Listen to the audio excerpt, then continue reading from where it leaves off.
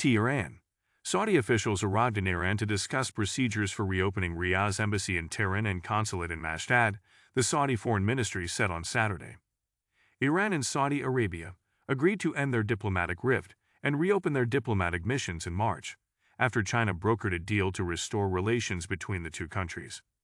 Chinese President Xi Jinping helped broker the deal, which saw a restoration of ties after Saudi Arabia cut ties with Iran in 2016.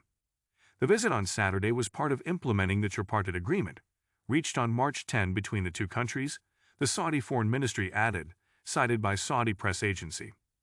The two sides emphasized the importance of following up on the implementation of the Beijing Agreement and its activation in a way that expands mutual trust and the fields of cooperation and helps create security, stability, and prosperity in the region, a joint statement said.